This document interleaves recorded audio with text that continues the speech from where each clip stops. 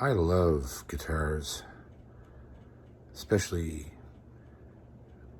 little baby guitars that no one's seen yet. Baby guitars.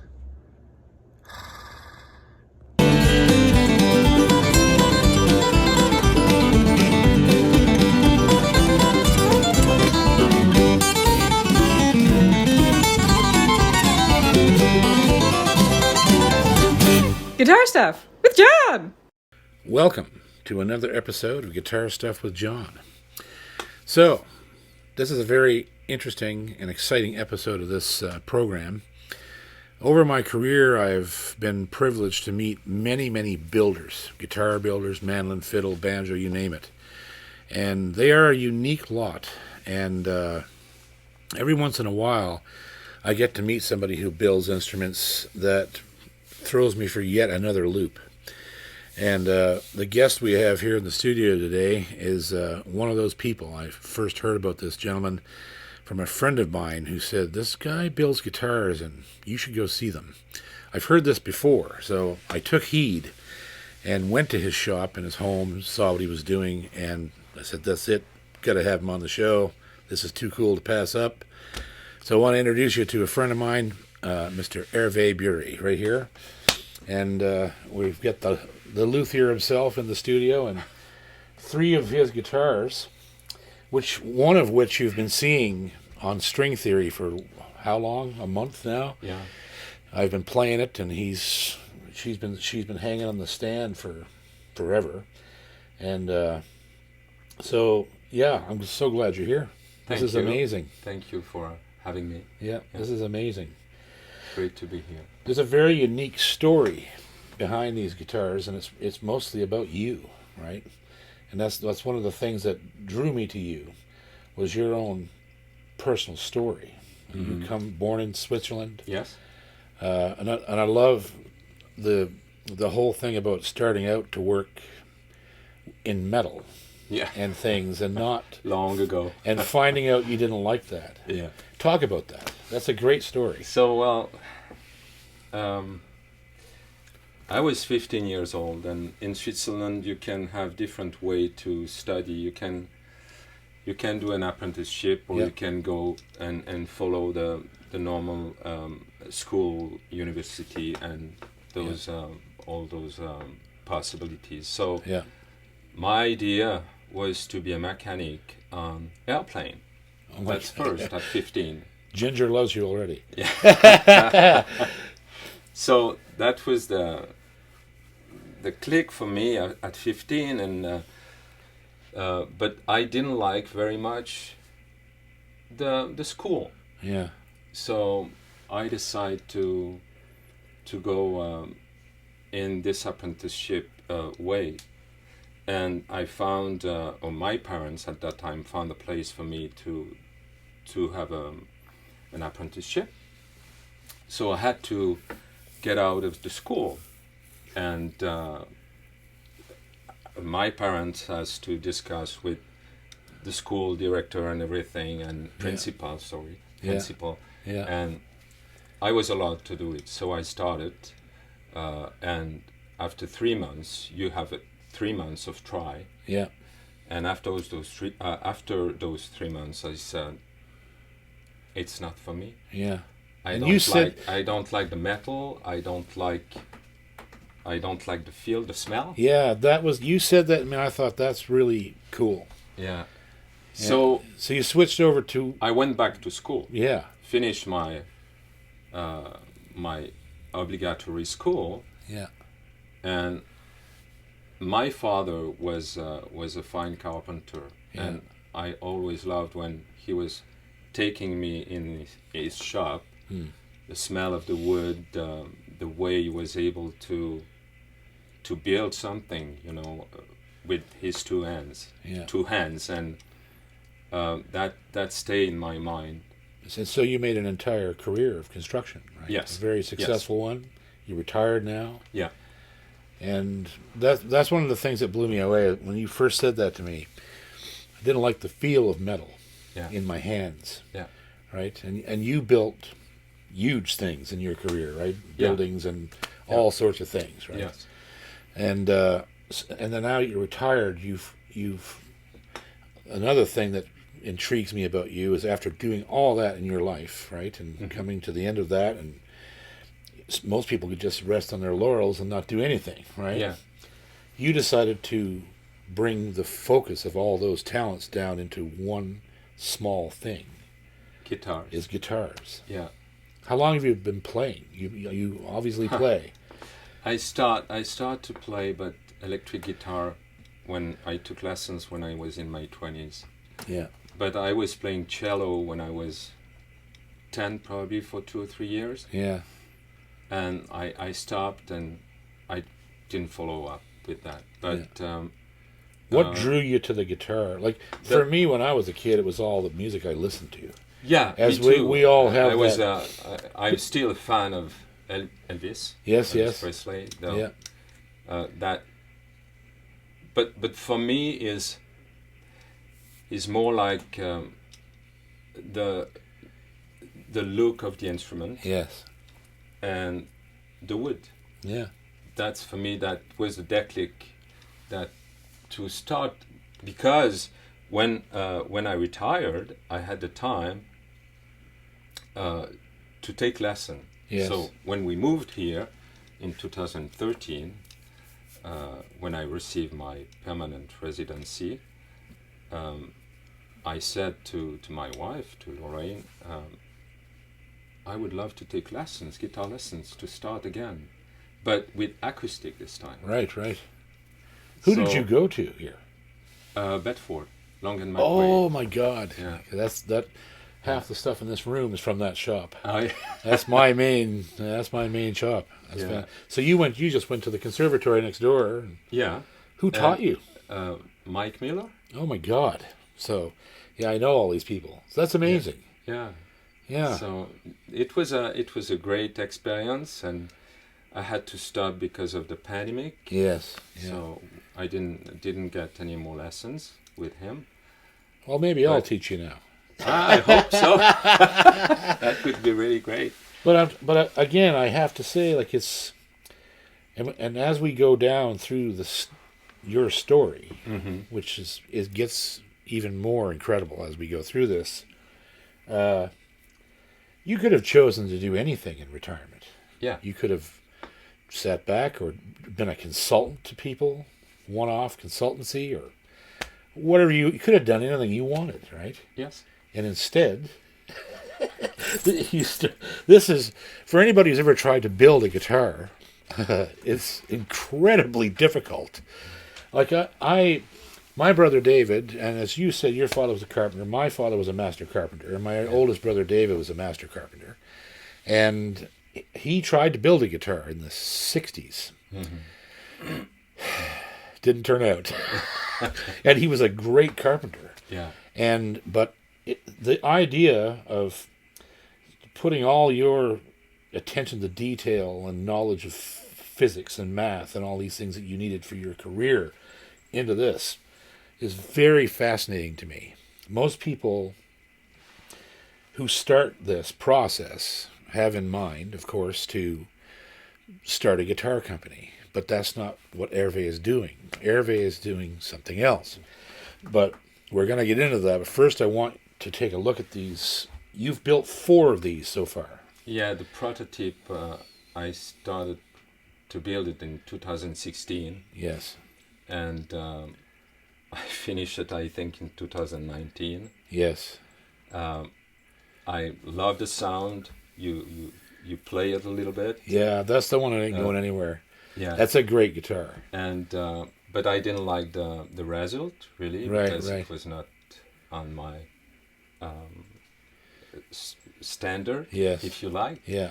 So another reason why I'm featuring you is because it's so interesting to me as a guitar player, and I'm sure a lot of people, thousands of people that watch these videos, the evolution of a guitar builder and a company. If you look at even the biggest names in the business, they're still evolving. Yeah.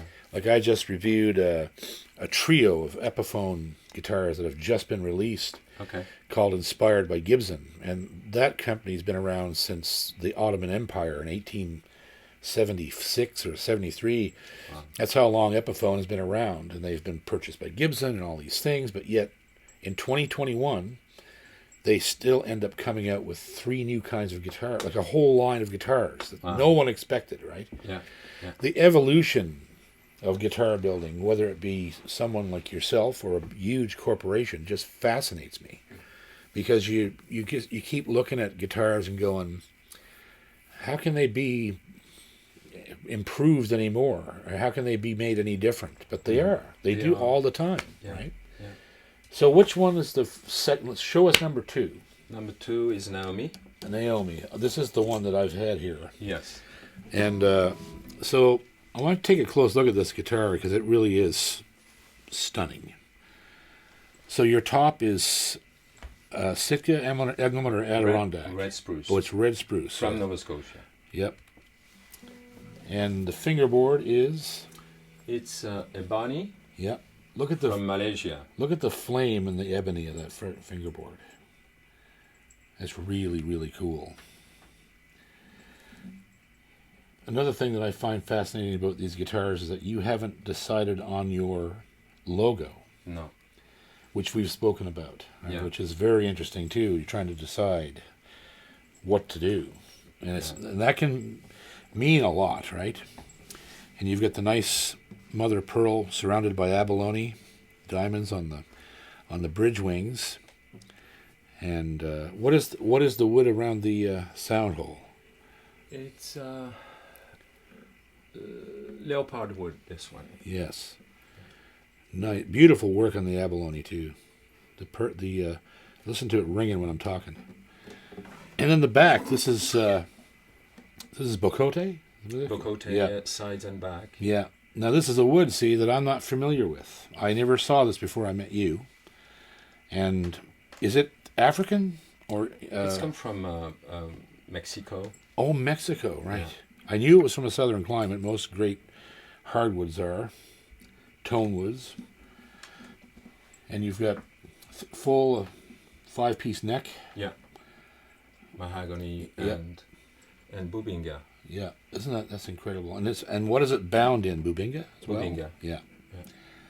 So I mean, it's quite startling. This guitar, when you first pick it up, it doesn't look quite like anything else. And the neck profile that we've discussed at length too is in my feel reminds me of the old Smec guitars and harmony guitars from the early part of the 20th century. They had a heavier neck on them because they couldn't put a truss system in them. And so it's a very old kind of vintage feeling neck and very comfortable to be that heavy. I usually can't play a neck that heavy, but you don't even seem to notice it when you're playing the guitar. And it has a 2-way truss system in it. One Just one way? One way, yeah. It's really all you need with all that wood, right? Yeah. But you want to slim that eventually in the new designs, right? Yes. Yeah. I will. And Waverleys. Waverleys, yeah. And of course, if you've been watching the channel, you've heard this guitar already.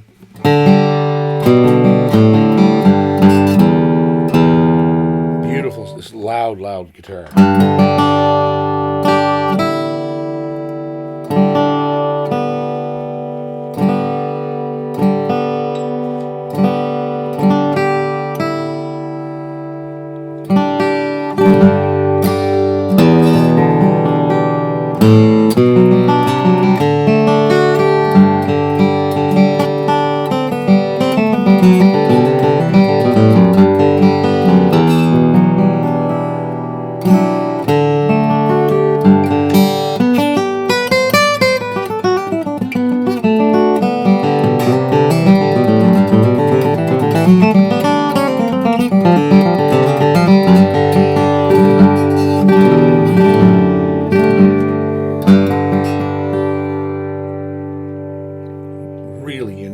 It doesn't sound like any other guitar I've ever heard. It has a strange palette, probably produced by the body size and the wood choices, right? It's got a ton of color, like it's just, and it's really not been played that much, right? I've played it quite a bit while it was here, but it's got years of opening up to do, right?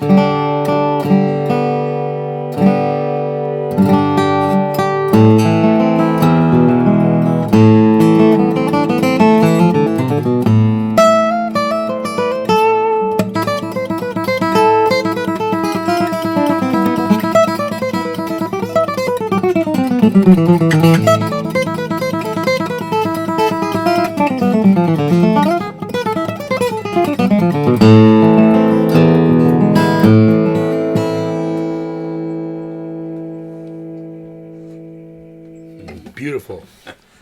Thank you. Yeah. That is a very, very special instrument. Of course, it's another thing too about this guitar is you're Canadian now. Yeah. We've done claimed you now, so this guitar is built in Nova Scotia, right? There's not really that many luthiers here. There's a few, but not many, and so you count yourself among a very small number of builders in this region, and that's a nice place to be. Let's see number 2. Which one's number 2? That's number 2. That's number 2. Number Yeah. 3. Number 3 is this one. It's Skyline. Caroline. And the back and sides of this one are... Same. Look at that, eh? Bocote as well. Yeah, that wood is really versatile, isn't it? Yeah. It has a bunch of different figure in it. And the binding and all the wood that I use for the decor is rosewood. Yeah. Rosewood fretboard. Yeah. Red spruce top again. Yes. And a rosewood headstock veneer. Yes. Which is gorgeous. When you do figure out what your logo will be, it's going to look good on these guitars. I think so, yeah. And I like this. This is something you never see. That's an old thing too. That used to be on guitars 100 years ago. Oh, yeah? But nobody does that anymore. That scooped edge on the back of the headstock, I think that's really cool looking. And it has a slight crown in the middle. Yeah. Like these little details that you put in the guitar. Same thing here. Mahogany and rosewood, 5-piece neck. Yeah. Okay, here's a good question I've asked you, and I've asked this of almost every maker, are your necks dovetail or bolt-on? Dovetail. See, that's another rarity. That not many guitar builders use it anymore. And you can tell that yours work well because of the volume of the guitar. Mm-hmm. And this might be my favorite one. I love this guitar. This one has got a lot of personality. I just got to play it here. Sorry. One of those things.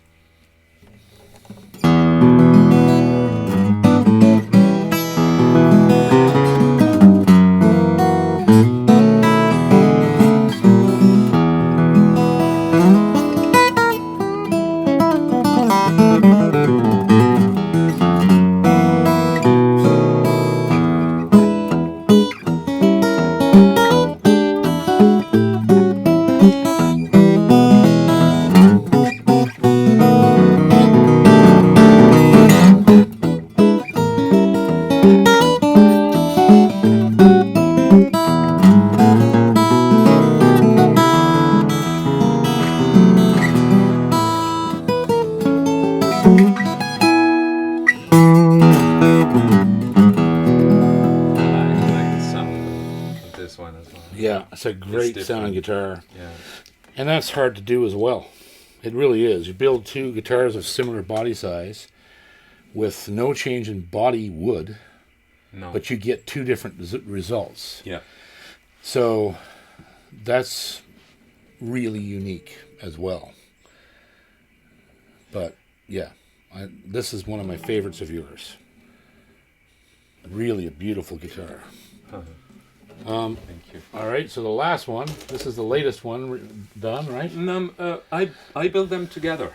Oh, they were build them so together. parallel Just construction to teach me, teach myself how really I would be able to do it. Wow! And so in total, That's incredible. I didn't know that. 600 hours for Unreal. the three of them. Yeah. So that is And they're all named, of course, Elizabeth. as you've been saying. Yeah. This is Elizabeth. This one I love. This rosette is just unbelievable. I use tulip wood. Yeah. Oh, And ebony. God almighty, that's beautiful. Just gorgeous.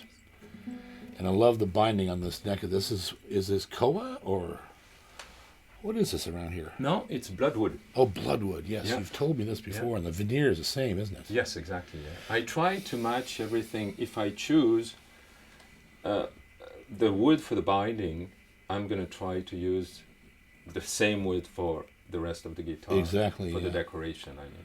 And gold hardware on this one. Yeah, because I found this one more feminine Yes. because of the tulip wood, and I put the fret, they are gold as well. Yeah. And amazing. And, it's just more amazing figure. Like, Yeah, it's just amazing. it's an interesting wood. It reminds me of Brazilian in tone, and also what's the other one? Zircote, or there's a really weird Zebra wood. Yeah, Zebra wood. yeah, zebra wood. Yeah. This one is in the same family as Cocobolo. Yes, I have Cocobolo guitars here. Cocobolo is more dense Yeah. than this one. This So- this reminds me. This wood sounds like a cross between sort of maple and rosewood. Okay. It's got the big bottom end, but the highs are pleasing, right? They're not brittle. This guitar here is a tremendous fingerstyle guitar.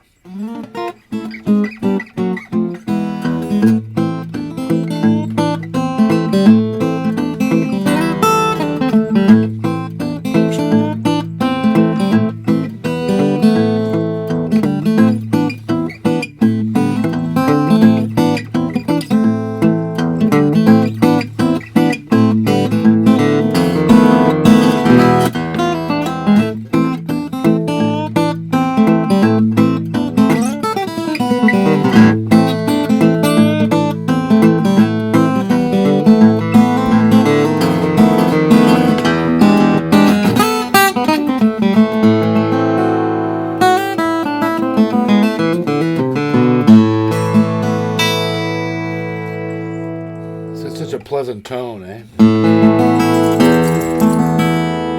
It almost sounds like a parlor, but not a parlor. And it's just got that for fingerstyle.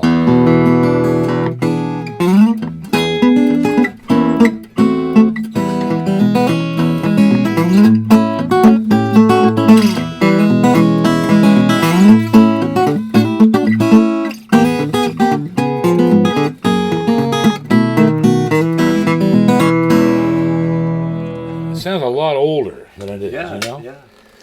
Yeah. So there you go. There's three. If you've never seen babies being born, you've just seen guitars born. And so now comes the interesting part that I Okay. love about you.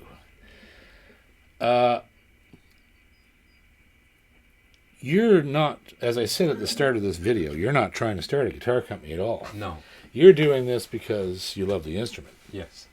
And like he said, there's 600 hours of work in this, right? That's how much he loves the instrument. So I want you to just, we know that what you're going to do with these guitars, maybe not necessarily these ones, or is there a couple here that are going to be available to people? Yes. So instead of selling these guitars, Mr. Burri is going to charge $5,000 a piece for them, which is an incredibly good deal, considering that's only around $3,700 or $3,800 US, which is what most guitar prices are based upon. And instead of giving him the money, you're going to give all of the money to his charity of choice, which will change each year. Yeah. And what is the charity that you're supporting this year? It's the Truro Hospitals. Truro Hospital. Yeah. Yeah. Like that, I get kind of emotional even just talking about this, right? Yeah. So you're going to give these guitars away, really, Yes. and continue to do that. This is not a promo gimmick. No. you're doing it because you love the guitar and you want to help people. Exactly. Yeah. What are you going to say to that, right? And I mean, that's amazing. And the only downside of it, if you can call it one, is that you're not really prepared to build too many of these a year, but it's something you're going to continue to do because you love it. And we could probably expect to see 2 or 3 of these a year from you, right? yes, Yeah. I believe so. Yeah. Yep. It's stepping of So what I can. all What I I can can say do. is like that. It's actually just incredible. I have to commend you because I mean the idea behind it's for me on this channel. I talk about this all the time about how much I love guitars, Yeah. and if I could build guitars, I would. I love them that much. I would suffer and swear and curse and throw prototype after prototype out the door into the green bin, but I just can't. I don't have that skill.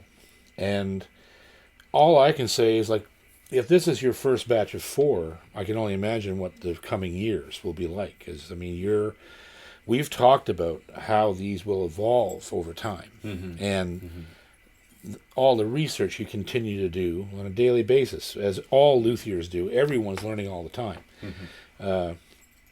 Like you and I have talked a lot about Robin Boucher, right? Yes. Because Robin Yes. is my hero, and like he has never stopped learning. He's been doing this virtually all his life, not only himself over the past 15 years, but through his family, who was Norman guitars. And it's a full-time job to be thinking about, like It is. it is. It's That's why I don't want to make myself to have the obligation to build guitar. exactly. I think for me it works this way. Really, it's when I'm ready to go in the workshop Yeah. to work on them, I'm going. Yep. If my mind is not ready, I'm not doing. Yeah. You're just like me about writing songs. Yeah, I'm the same way. I don't write unless I have that instant inspiration Mhm. that I know I can get the job done before I even start it, or I Yeah. don't start it. Yeah. And I gotta say, like, you're one of the most unique individuals I've ever talked to in this business. Because seriously, most guys who would come on the show here and go, "I got these guitars," they're trying to sell 1,000 guitars. Uh-huh.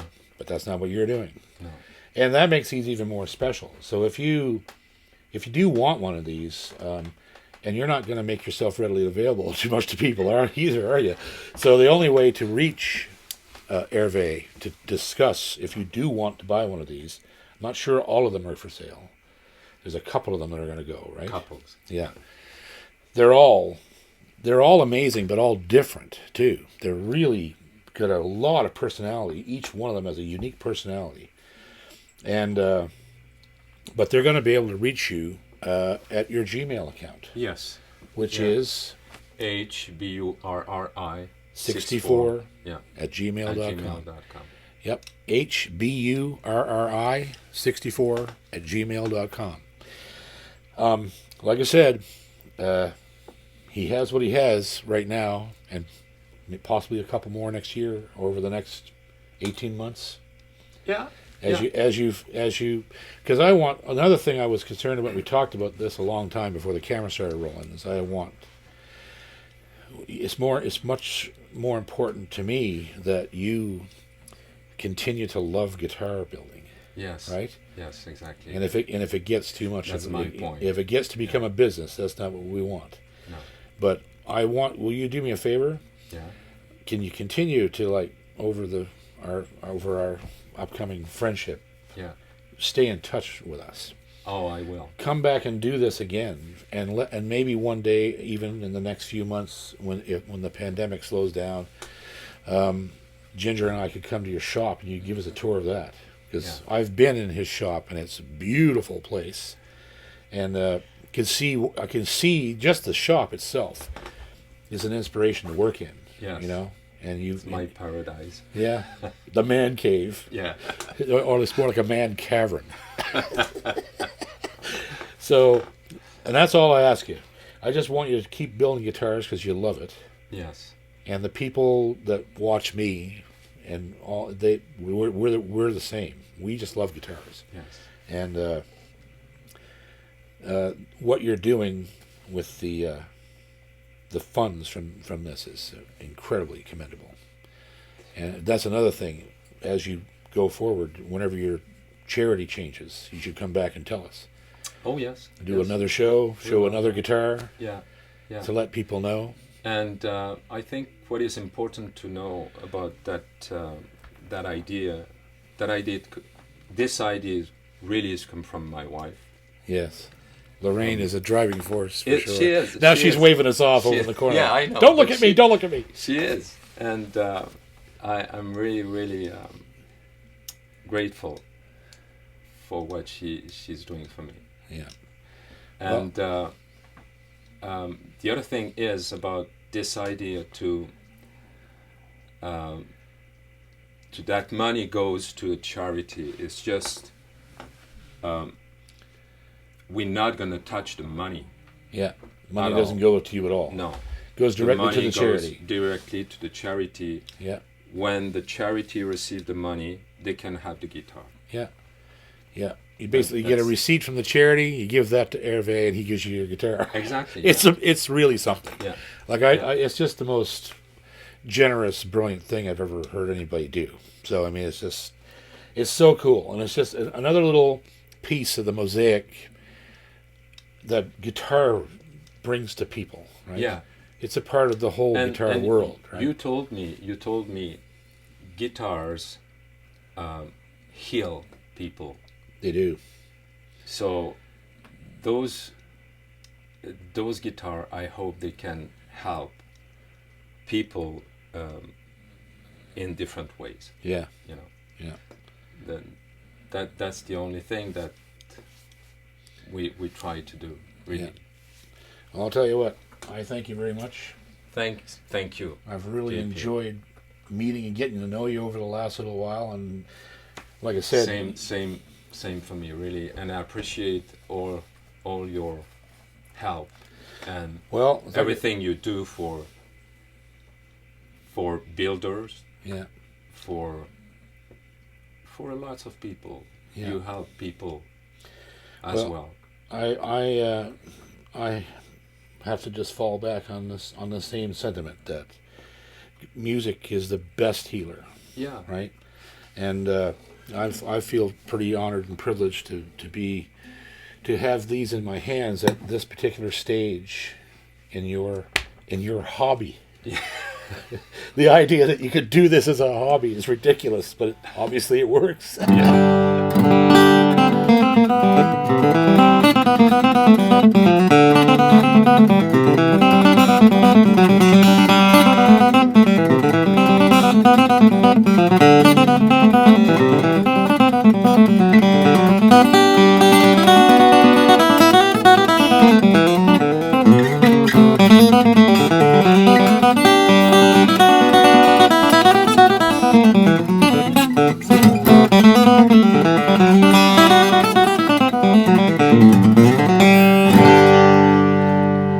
There's another episode of Guitar Stuff with John, with our good friend here, Hervé Burri. I'm all tongue-tied just trying to get my head around all this.